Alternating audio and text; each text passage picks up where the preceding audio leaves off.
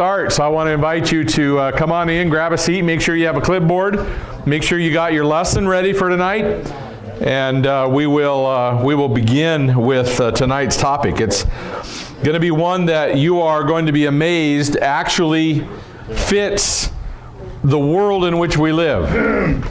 There's a lot of things that we talk about in the Bible that don't, well, we take by faith. Can I just say it that way? We don't always see it in the world in which we live. This is one topic that is lining up exactly the way the Bible says it was going to. And it's just quite interesting to me. I hope you're going to be blessed tonight as we spend some time in the Word. So let me ask you to bow your heads. We'll pray and we'll get started, okay? Father in heaven, thank you again for allowing us to spend some time here tonight. Bless us, please, as we dig into the Word and help us to understand what it is you're trying to teach us. Father, we know Jesus is coming back. We know that the prophecies are very clear about that. But we need to understand some of the processes that need to happen in the meantime. So help us tonight as we study these things. In Jesus' name, amen. Amen. Tonight's lesson is called The Mark of the Beast Issue. Notice what it says, the issue, not the mark of the beast. You've heard of the mark of the beast? We'll actually cover that later. This is the issue of the mark of the beast. This is what's going on. And like I said, you'll be quite surprised. I was quite surprised when I started looking at this to begin to see what some of the issues really are. Now, I don't know what you think about your world and what your world is like and how you live in your life, in your world. But there is a reality now that it's simply true. You can't always say what you think. Now, sometimes we think things that we should not say. I'm not talking about that. Okay? Sometimes we think things that we should not verbalize because they're cruel or hurtful or mean or something like that. We should keep all of that stuff to ourselves. We shouldn't be about criticism and so on and so forth. But what is happening in our world right now is that there is a trend in social behavior that is shaping where we can go and will go as a people. I'll give you an example. You all know what Google is? Yep. Google is a very big company. They hire thousands and thousands, hundreds of thousands of people. They're big and rich and powerful. They had a gentleman who wrote a memo last year. You might have heard about this. His name was James Damore. He worked for them as a software engineer. And he wrote an internal memo designed just for the team. And it says, he argued that the company's current diversity initiatives were discriminatory against those who weren't women or people of color. I just want to show you where we're going with our thinking in this country. Now, he has an opinion. Let's just say opinion A. Okay? And he says, the opinion that I have is that the problem we're having hiring enough women in Google to be software engineers, because they set goals, they have dreams about how many people they're hiring. He says, it's not because we have institutional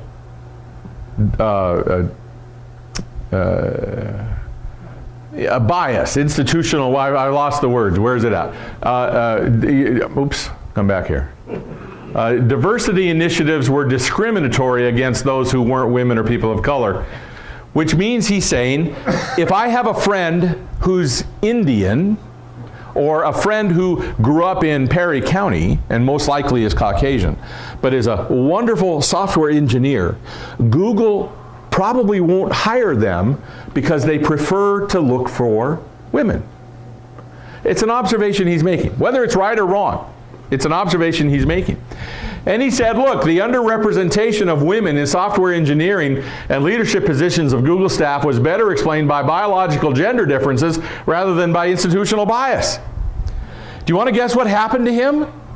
He got fired. He got fired. Because he was perpetuating gender stereotypes. So he applied to the National Labor Relations Board, NLRB, and a month or two ago, they came back and said, we deny your appeal. You should have kept your mouth shut. I want to approach this not from a right or wrong issue on the issue. What I want to approach this from is from the perspective that once you have an opinion about something, we no longer have the right to say it in many situations. And I believe that prophecy is going to lead us towards an understanding of how that fits in the spiritual world. There are things that are going to have to happen for prophecies to come to pass. And a part of that is going to be a controlling of thought and action that goes against a historical trend. We're going to get into the prophecies here in a little while, but I want to just give you a heads up of where some of this is going. Some of the prophecies suggest that in the end times, people are going to be forced to worship in a way that they might not necessarily agree with mentally. But the system will be set up in such a way that they must do it, or suffers very serious consequences. You can have a thought, you can publish a memo, but we're going to fire you for it. There's a consequence for having a thought or a position or an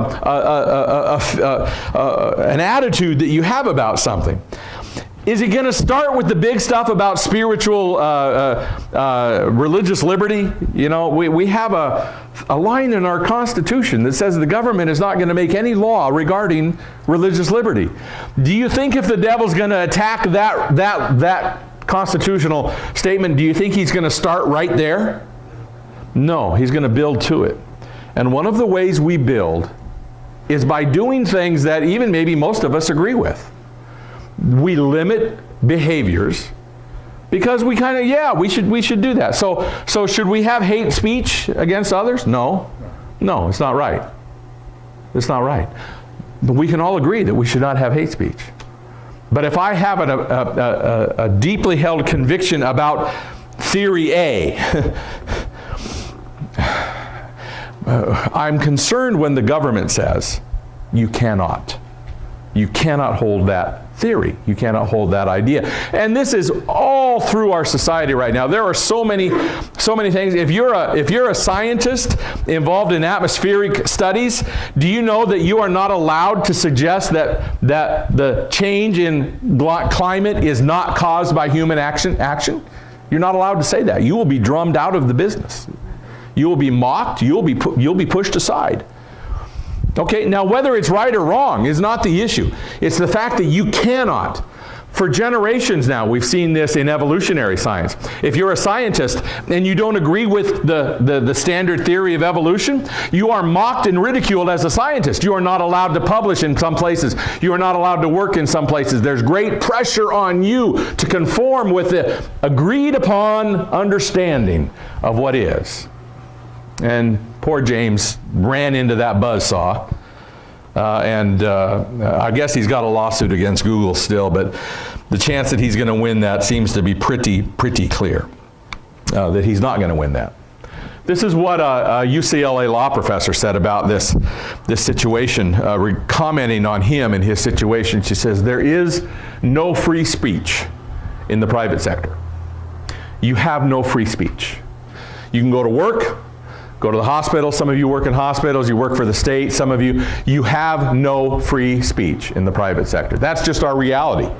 You can have an opinion. Doesn't matter what your opinion is, because you have no right to say it apart from what the organization or the structure in which you live in allows you to say. That's just the world in which we live. I don't know if you've ever thought about it this way or verbalized it this way, but there is a trend. And this word fake news, this is a tweet from Donald Trump last October. With all the fake news coming out of NBC and the networks, at what point is it appropriate to challenge their license? Bad for the country. So here we have a government, a leader of a government who says, I don't like what you're saying. Maybe I should take away your right to say it. That's what he means when he says challenge their license.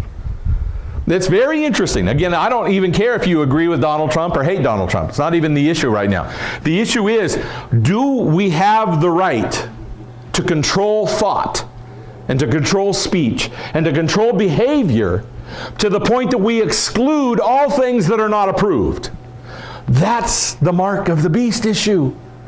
And the devil is going to take these trends, and again, they're simple things that we all basically agree with to start off with. You know, oh yeah, you should not say anything bad about people of other races. You should not, put them down or call them less than. Absolutely, we all agree with that. But when we start making laws about it, we go with step by step by step by step on a very dangerous path. That's what we're going to talk about tonight. Justice Oliver Wendell Holmes, Jr., who was on the United States Supreme Court some time ago, he said this: if you have no doubt of your premises or your power and want a certain result with all your heart, you naturally express your wishes in law and sweep away all opposition. You simply make it illegal. That's what happens. That's how our country, that's how society works. The problem Holmes realized is that we're almost always absolutely certain of our premises, but sometimes we're wrong. Okay? What we end up is a society that looks like this. We will not look at each other. We will not talk to each other. We will not listen to each other. And because of that anger and because of that division, what is happening in our world around us is that we are breaking down more and more and more than we ever used to be as a country. It's a process of tribalization, where we enter into our groups. I have my tribe and you have your tribe, and we live together, we talk together, and we only talk to each other. And as a result, society has hurt us. I don't know what that means, brother. The tablet. The tablet. Oh, it separates people. Yes, it does. The tablet separates people. Technology separates us. Yes, absolutely. But this is very interesting. It's kind of where we're headed. So, like I said, the problem with hate speech is that initially we all technically agree with it. That you should not say mean things about other human beings. You just should not. But what would happen if the thing that I want to say is a spiritual concept? For example, here's a verse. What if I just want to, let me do this first, then we'll go to the verses. This is interesting also in what's happening historically. A venerable Christian ministry based in Fort Lauderdale recently saw its name listed on a CNN map of all the active hate groups where you live, as well as in local news reports, as the #1 hate group in Florida. Who do you think the #1 hate group in Florida is? Have you ever heard of D. James Kennedy? Coral Ridge Presbyterian Church. He's dead, but his ministry goes on. That ministry shares sermons, devotionals, and religious liberty messages inspired by the late founder of Coral Ridge Presbyterian, a prominent Florida megachurch. In media coverage after Charlottesville, you know what happened in Charlottesville. There was really bad things happening down there. Again, people arguing and fighting and yelling and hurting each other. The Christian broadcaster was mapped alongside about 60 hate groups in the Sunshine State using designations from the Southern Poverty Law Center. #1 hate group in Florida, Presbyterian Church. You see where this begins to lead? You hold a theological position on something, and the powers that be that come along and say, no, you may not, can cause all kinds of difficulty for you. That's what the mark of the beast issue is really all about. So here's a verse. This is the verse I was going to get to. Acts 4:12. What if I want to proclaim publicly and loudly without embarrassment, and there is salvation in no one else, for there is no other name under heaven given among men by which we must be saved. Yeah, you might even agree with this. You might not agree with this, but that's a position I would take. I would stand and say, yes, I believe this. What happens when some authority says, Paul, you can't actually say that because you make the other people feel bad, because there are other people who believe in other ways to salvation, And here you are preaching that Jesus is the only way to salvation. And now you're making them feel bad. Paul, you need to shut up because you're hurting people. Hate speech can be quickly defined however somebody wants to say it. How about this verse? For there is one God. There's one mediator between God and men, the man Christ Jesus. I believe that with all my heart. And I would explain that to you and teach that to you wholeheartedly. But what happens when somebody comes along and says, Paul, now that's a little rough. That's a little rough. You should probably not do that because, you'll hurt somebody. Matthew 19, 4-6. Have you not read that he who created them in the beginning made them male and female? And said, therefore, a man shall leave his father and his mother and hold fast to his wife, and the two shall become one flesh. So they are no longer two, but one flesh. What therefore God has joined together, let not man separate. That's Jesus' teaching, by the way. This is the thing that gets Coral Ridge in trouble, is because they don't support other opportunities or examples or theories of marriage. Gets them in trouble. They're a hate group because of it. We need to understand where our culture is going and the dangers that are ahead of us. Because the mark of the beast issue is going to take this world to a place of decision where everybody is going to have to figure out what's up.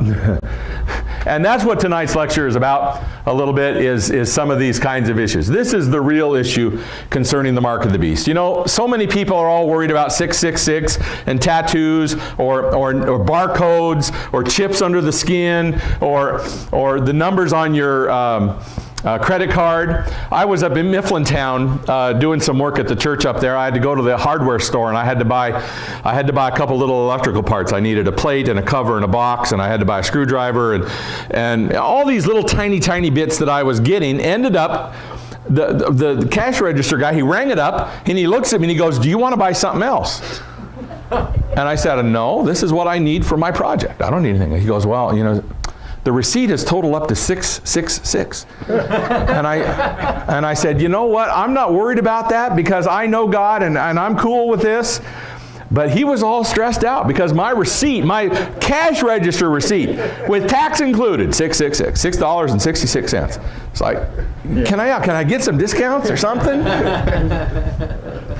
The issue of the mark of the beast is much more than we commonly think. So we're going to talk about that. Before we get there, we're going to clear up some basic confusion, which is what we're going to do in the lesson. Now we're ready to turn to the lesson. If you'd like to kind of follow along here, we'll just pick up with question number 1. And he asks a basic question. By the way, the author of this series, Gary Gibbs, is going to show up in this church in November. In a physical presence. He's going to come, he'll preach here, and then he wants to have a district-wide church meeting with us after an afternoon potluck. We're going to have to make some adjustments to our schedule probably for that. But the author of the meetings is actually going to come here, hold some meetings for us. He'll talk to us that day. But this is what he says. Does the Bible say that the mark of the beast is 666? Have you heard of the mark? First of all, have you heard of the mark of the beast? Yes. Yeah? Have you heard of 666? Yes. Yes. They seem to be things that people put together in their brain, and like I said, it ends up on the bottom of a receipt out of a cash register, and all of a sudden we're all stressed and tense because we think we've got some devilish thing happening there, okay? So let's actually read the Bible verses. And again, like we did last night, I have words in the gold bold, that is the words that you will fill in your blanks. On the answer here, I have the whole verse. Sometimes the verse has dots in it. You see how it has, he causes all ... I put the whole thing on the screen because I want you to see the context here. So this is what it says in Revelation 13. Revelation 13 is a description, is the chapter, I'll say it that way, where we actually find this mark, this thing described. So let's read it. He causes all, both small and great, rich and poor, free and slave, to receive a mark on their right hand or on their foreheads. See, there's a mark, right? And then no one may buy or sell except one who has the mark, or the name of the beast, or the, what's the word? Number. The number of his name. So here's wisdom. This takes a little bit of study. This takes a little bit of digging. Let him who has understanding calculate the number of the beast, for it is the number of a man. His number is 666. So is the 666 the actual mark? No, it's actually the number of the name. And it's something that we're going to have to calculate. Now, we're not going to do that tonight. We're just doing some introductory things with some of the big issues here. But the 666 is not the mark of the beast. You don't need to worry about that, okay? And if it shows up on your cash register receipt at the hardware store, okay, don't worry. Okay? You haven't got the mark of the beast in your wallet when you put your receipt away. That's not what that means, okay? It is the number of a name, the number of a man. And we're going to calculate it. We're going to have, that's what he actually says. You have to calculate the number, which means we're going to do math, Trent. Hallelujah. Not tonight. No, math. Math is good. Okay? That's the first thing that we're going to have to kind of settle here is just by way of clarification. And he says we're looking at some clues here, 10 different clues to identify what this mark really is. The first one is that it's not a number. Okay? Not a number. On to number 2. What does a beast symbolize in Bible prophecy? Daniel chapter 7. Now, last night we did chapter 2. We saw metals, right? Gold, silver, brass or bronze, iron and clay. We saw elements in the statue last night. If you study Daniel, and we'll go through Daniel 7 in a future lesson in some more depth, you'll discover that another symbol of these political organizations, we call them countries or empires, that God uses is also of a beast or an animal. I'll just use the word animal. Okay? So here's the Bible verse, verse 17. Those great beasts which are four kings that come out of the earth. So he's talking about beasts representing kings or kingdoms. In verse 23, here's the word to fill in. The fourth beast shall be a fourth kingdom on earth. It's going to be different. We'll talk about that later. The point is that we begin to understand what's going on. In the framework of this prophecy, we begin to say, hey, there's some animals going on. Now, that's not terribly hard for us because even in today's world, we use animals for countries, right? What's the animal for Canada? I was going to say beaver. I don't know. What's the animal for America? The eagle. Thank you. What's the animal for Great Britain? The lion. What's the animal for Russia? Bear. The bear. See, we're not totally unfamiliar with the premise of the usage of an animal to actually represent a political power. So it says the second clue is the two beasts of Revelation 13 represent two powerful kingdoms. And I'm not going to have you read the entire chapter of Revelation 13 at this time. We're just trying to take some snippets out. We'll come back and build on this a little more. We're talking about powerful kingdoms that form an image and command the world to worship it or to be starved and killed. And we read that already up above. The idea that if you don't do what you're supposed to do, there will be consequences. And these consequences are imposed by political structures. Okay? And like I said, today I can see the foundation for that already being laid. You can drive by a lot and you can see some concrete in the ground, and often you can get an idea what it is just by looking at the foundation. That's what's happening with us today, spiritually and with this prophecy. Now, number 3 says, go to the next page. Number 3 says that there are 6 details or points in the Bible that we need to know about this mark of the beast. And I've just got them. There's nothing to fill in here, so I've just got them listed. We're going to read the verses. Then I stood on the sand of the sea, and I saw a beast rising up out of the sea, having 7 heads and 10 horns, and the horns were crowned. On the horns were crowns, 10 crowns, and on his heads a blasphemous name. Remind me, what does the beast represent? Some kind of a political power, kingdom, empire. It's a political power of some kind, okay? That has a historical reality in this world. verses 11, 18, and I'm just going to chip away at this, and we're going to look at some points here. Again, like I said, I don't have anything for you to fill in under number 3, but read the verse with me. Then I saw another beast coming up out of the earth. So how many political realities do we have? At least 2, right? So we had a first one and another one. So that's at least 2, right? Coming up out of the earth, he had 2 horns like a lamb and spoke like a dragon. He exercises all the authority of the first beast in his presence and causes the earth and those who dwell in it to worship the first beast. I just want to suggest to you, as you notice this, as you read through this, the spiritual force or impact that these words are having, that they are causing people to do things by force. Caused the world, the earth and those who dwell in it, to worship the first beast. I don't know, are you patriotic enough to say that you worship the United States of America? No. I mean, I believe that we should be patriotic and loyal, and I think the Bible is very clear on what our behavior should be as citizens. But I don't want to worship a country. I don't want to worship a power. I don't want to worship. But worship is directed here. It's very, very interesting. He performs great signs so that he even makes fire come down from heaven on the earth in the sight of men.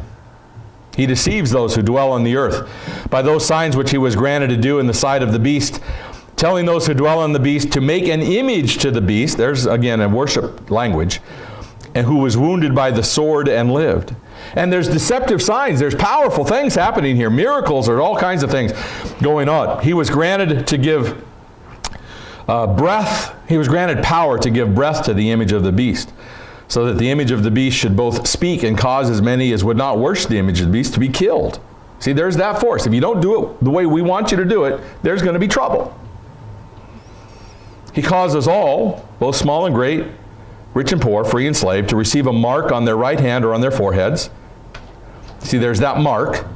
That no one may buy or sell except the one who has the mark, or the name, or the number of his name. 3 opportunities there for you to actually get on the side that will supposedly keep you safe. And I say supposedly, because we're going to discover that this safety that is promised here is false. Here is wisdom. Again, we've seen this. Let him understand.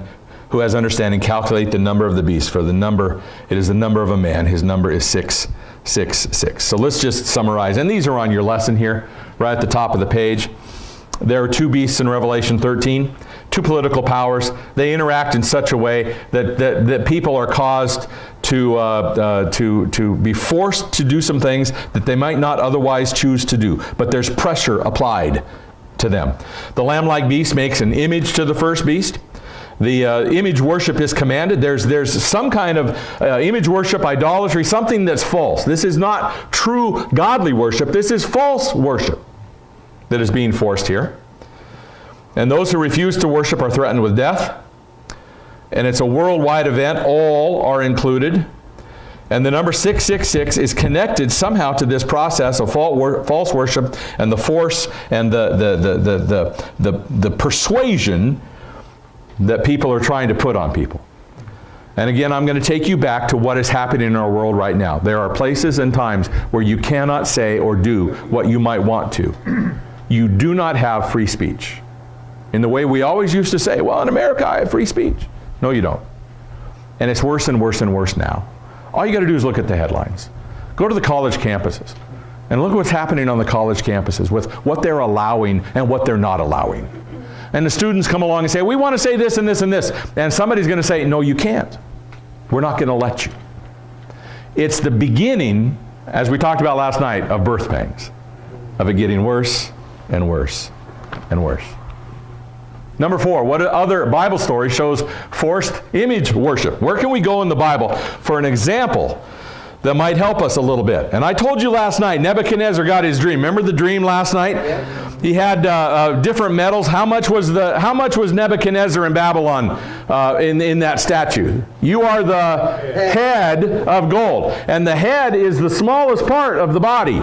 If you break it into sections, the head is the smallest. He didn't like that. And so in chapter 3, Nebuchadnezzar has had a political crisis that has happened in the empire. Now, we've got some historical records on this, so we actually kind of know what was going on. There were some uprising in various parts of the territory. He had to send out his army, and there was some rebellion, and so he had to tamp it all down. And then to solve the problem, he required that everybody come, all the leaders from all the different areas of his empire, come to his place, and he was going to cause them to perform an oath of fealty. You know, nothing ever changes. You know, I don't know what's happened with Trump and Comey, but you know, Comey supposedly said Trump asked him for loyalty. Are you loyal to me? You know, politics will always be politics. Nothing ever changes. Nebuchadnezzar set an image up. It says a gold image, all the way from top to bottom, because his point was a political point. You will worship my kingdom will last forever, and you will show your loyalty to me by doing this thing. Nebuchadnezzar the king made an image of gold whose height, and you can fill in that word, that's number 4, right? Whose height was 60 cubits. It had width 6 cubits. Interesting, 60 and 6. Just interesting. Interesting, the numbers. He set it up in the plain of Dura in the province of Babylon, and King Nebuchadnezzar sent word to gather together the satraps, the administrators, the governors, the counselors, the treasurers, the judges, the magistrates, and all the officials of the provinces. And he could have said all the provinces, to come to the dedication of the image which King Nebuchadnezzar had set up, because he is now seriously questioning their loyalty. And there was a rebellion in the nation. And he says, you're going to show me that you worship my God, that you're loyal to me, that you are on my side. And if you don't, you know the rest of the story, right? If you don't, what? Oh, there's a furnace coming. Verse 3 and 4. So the satraps, the administrators, the governors, the counselors, the treasurers, the judges, the magistrates, and all the officials of all the provinces gathered together for the dedication of the image that King Nebuchadnezzar had set up. And they stood before the image that Nebuchadnezzar had set up. Then a herald cried aloud, to you, people, it is commanded, nations, languages, everybody from everywhere, this is what you're going to do. At the time you hear the sound of the horn, the flute, the harp, the lyre, the psaltery, in symphony with all kinds of music, you see the band is over here on the stage. And when they strike up the tune, you will fall down and worship the gold image that King Nebuchadnezzar had set up. And whoever does not fall down and worship shall be cast immediately into the midst of a burning fiery furnace. So there's a total of 3 words there under number 4. This is, as I said, a test of loyalty.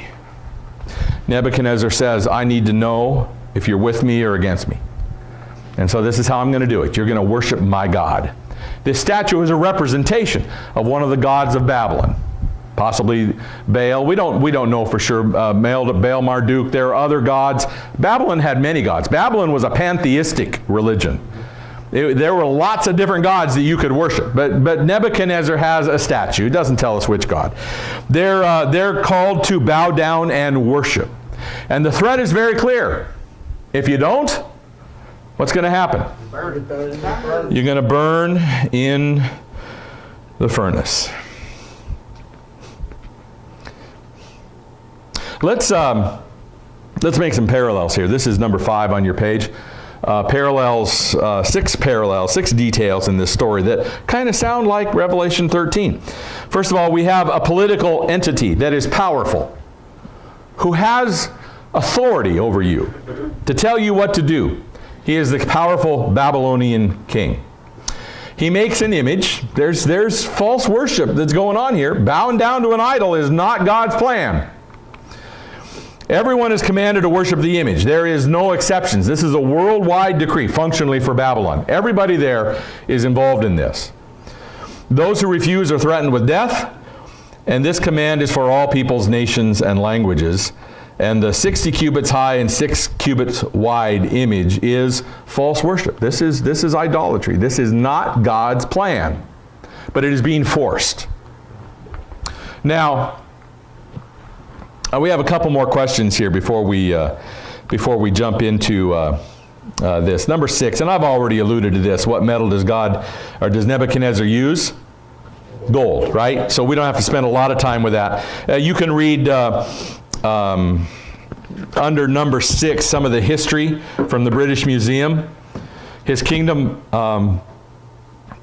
his armies attempted a serious mutiny in December of 594 BC, the 10th year of his reign, and the same year chapter 3 takes place. So this is a political situation that he is in. It's interesting to me that sometimes spiritually, you and I find ourselves having to make spiritual decisions in situations or environments that are not overtly spiritual. You're sitting in class and the teacher says something and you have to make a spiritual decision about it. Your friends gather you together, say, come on over for the weekend, or let's hang out together. It's not an overtly spiritual situation. You're not sitting in church. But there's an event that comes to you, and you have to make a spiritual decision. You have to make a choice. This is a political function that's going on here. It's purely political. And Shadrach, Meshach, and Abednego are going to have to make a spiritual choice in the midst of that purely political place. So, set up an image of gold. On to number 7. What size does he make it? We've already covered this. 60 cubits high, 6 cubits wide. 6 is actually a very interesting number. You can read this in the note. I'm not going to go over it with you now. The Babylonians are the ones who divided time into 60 seconds and an hour into 60 minutes. The clock came from Babylonian times. They're the ones that invented that. 6 was a big number to them. A multiple of 6 was important to them for all kinds of numerological reasons. Okay. Number 8, who bowed to the image when the king gave the command? Do you know? It's interesting, it says here, Daniel 3:7, so at that time when all the people heard the sound of the horn, the flute, the lyre, and the symphony with all kinds of music, all the people, nations and languages fell down and worshipped the gold image which King Nebuchadnezzar had set up. Is that actually a true report? No, it's not actually a true report, because there were 3, right? Yes. 3 who did not. Now, I think when the music sounded, here's what probably happened, right? When the music sounded, they probably bent down to look at their shoes. And they just, no. Do you think they stood up straight and tall? Amen. You see, if you're going to follow God, you can't pretend to not follow God.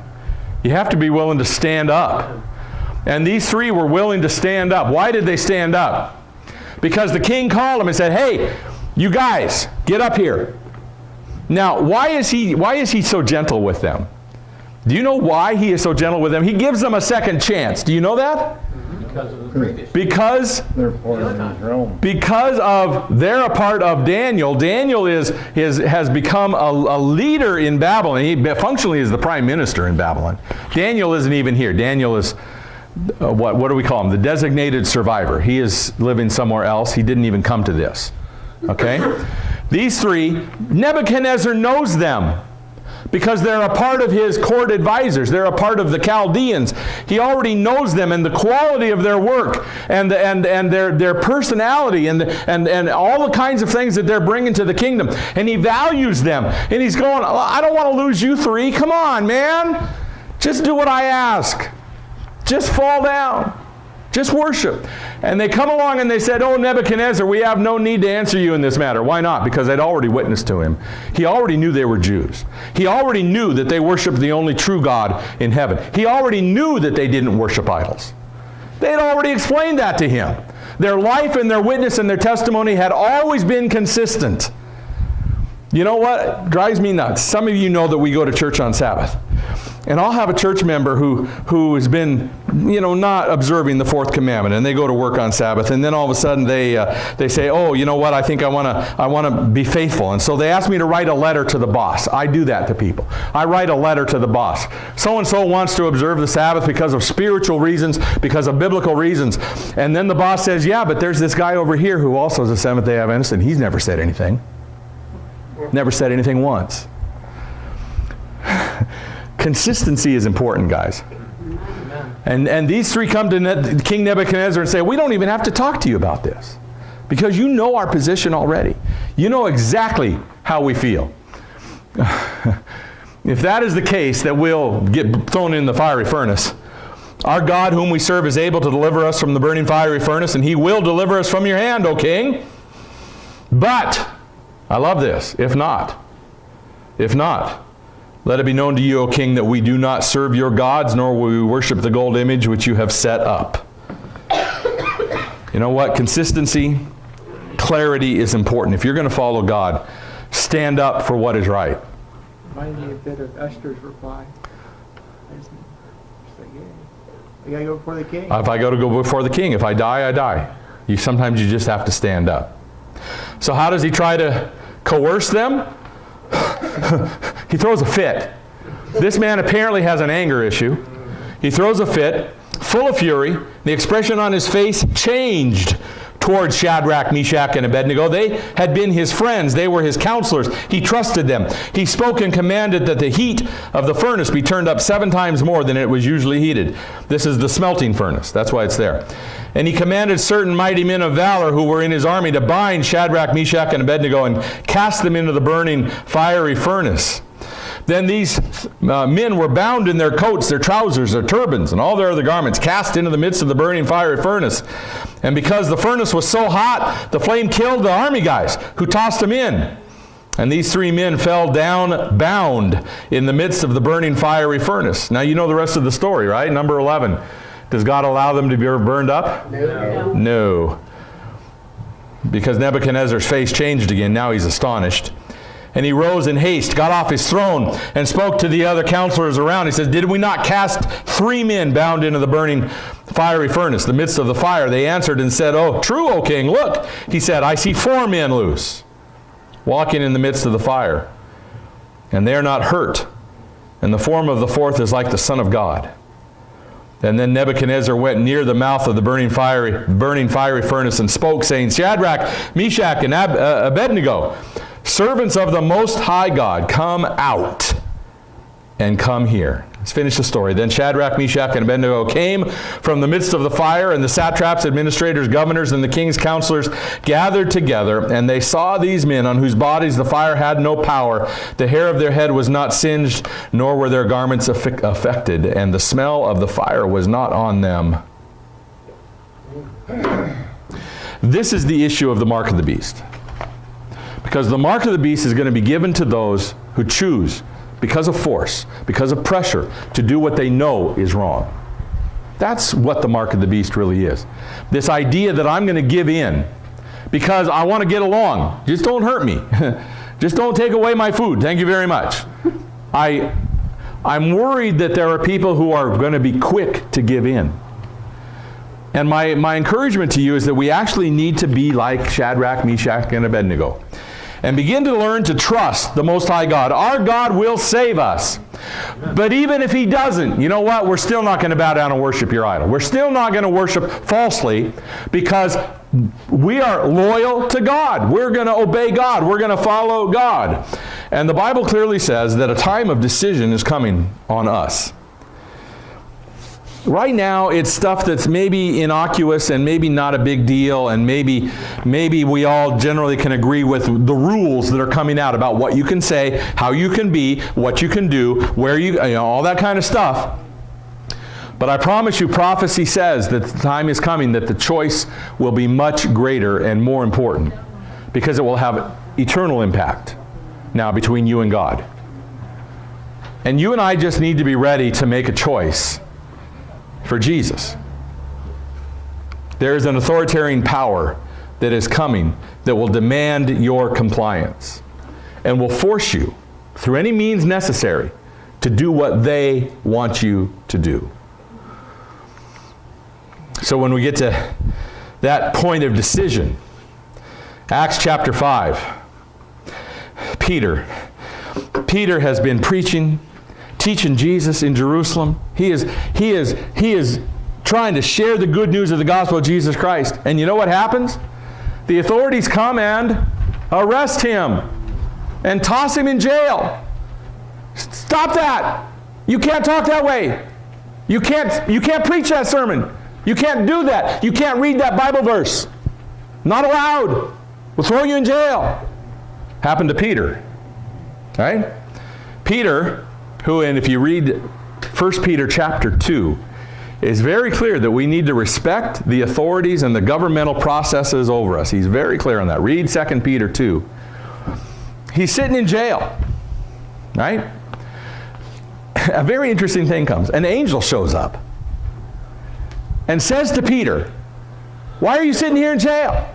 I just opened the door. Get out there and go preach." So now Peter has a choice to make. What's he going to do? Is he going to stay in the jail? No, actually, he gets out and goes preaches. He ends back in the temple. Next morning, he's preaching again. And people are going, wait. Didn't we put him in jail? Go to the jail and see where Peter is. And they send officers to the jail, and they look in there and go, well, the door's locked, but no one's inside. We don't know where he went. So they finally brought him back, and they said, look, we charge you. Don't do this. When the council had brought them, they set them before the council. And the high priest questioned them, saying, we strictly charged you not to teach in this name. Yet here you have filled Jerusalem with your teaching, and you intend to bring this man's blood upon us. He's talking about Jesus being crucified. And Peter and the apostles answered, we must obey God rather than man.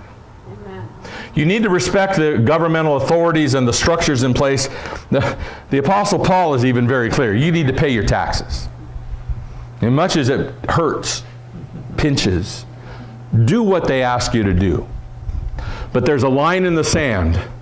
When you have a direct instruction by God, you are free and expected as a follower of Jesus Christ to not comply. What is the direct instruction by God here? It's the angel that comes and says, you need to go preach. So that's what they got to do. What was the direct instruction by God for Shadrach, Meshach, and Abednego? Thou shalt not bow down to graven images, to worship them. One of the commandments.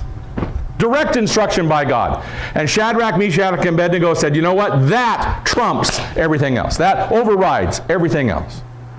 You and I need to make that choice ourselves. Be willing to make that choice ourselves, because a day of decision is coming when the pressure will get ramped up, and the force and the pressure on us to do something else will increase. Usually, God allows difficulties to happen because it ends up in praise to God. That's also a passage out of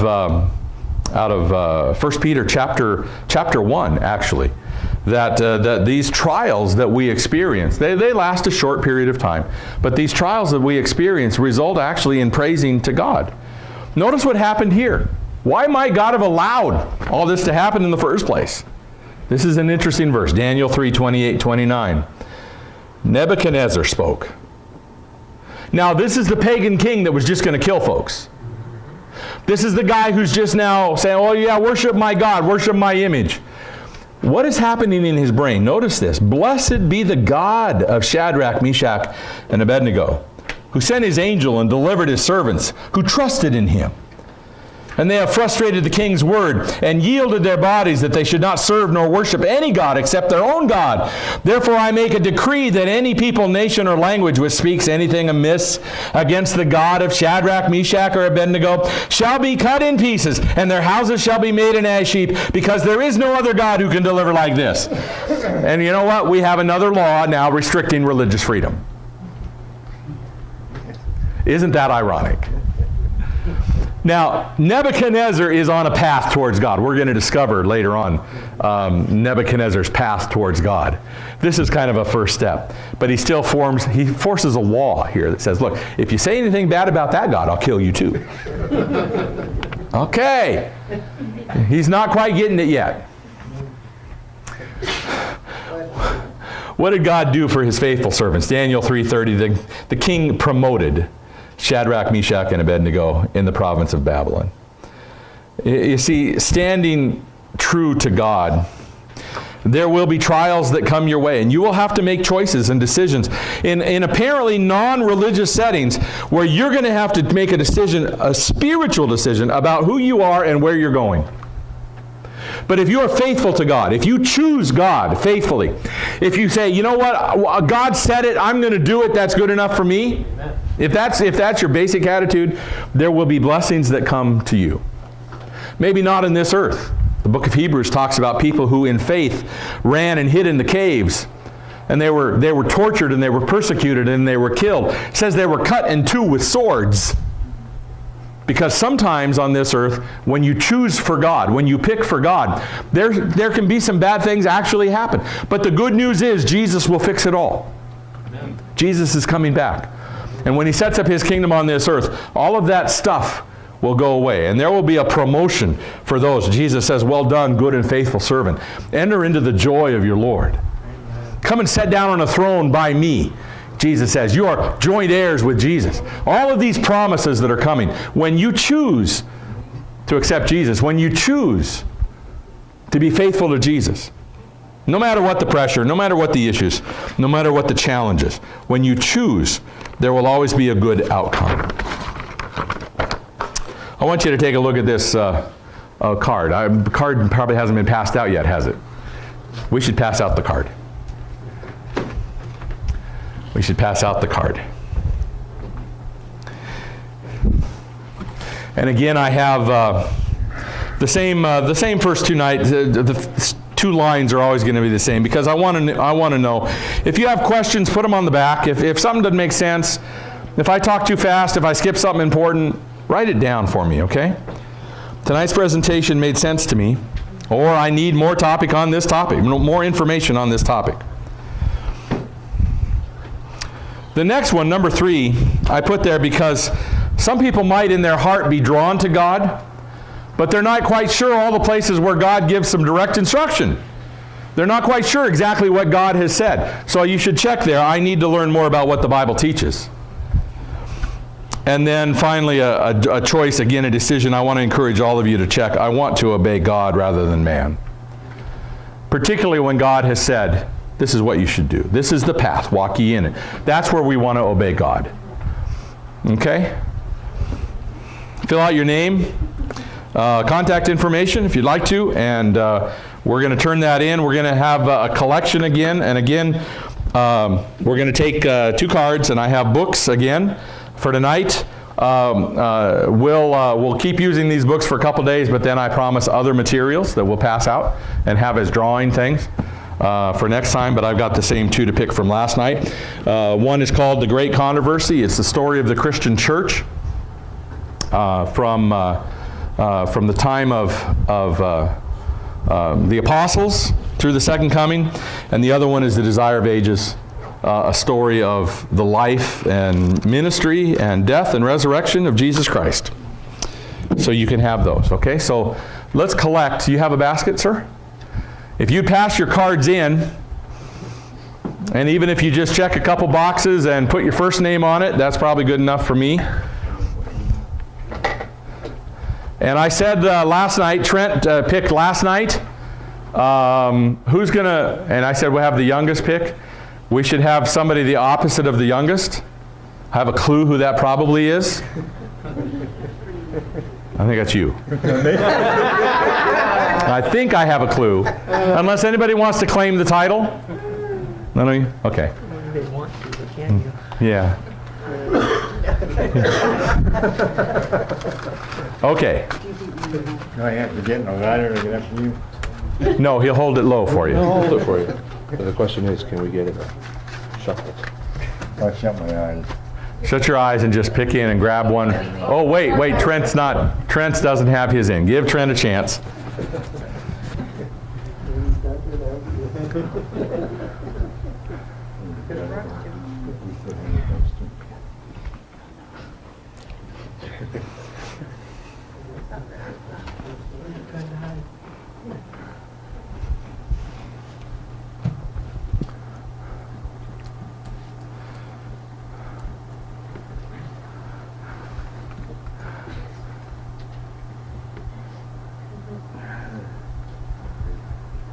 Okay, thank you. While he's doing that, would you get out one of the schedules of the topics for me, please? Thank you.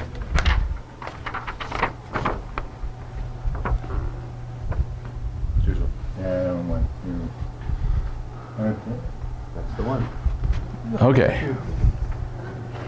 Whose name is it? Jim. Jim. Hey. Hey. Oh, we got to pick one more. So the books are up here, Jim. You can pick whatever one you want, okay? One more. Chloe. Excellent. Excellent. Okay, thank you. Let me just remind you, the books are up here. Come and pick whatever you want, okay?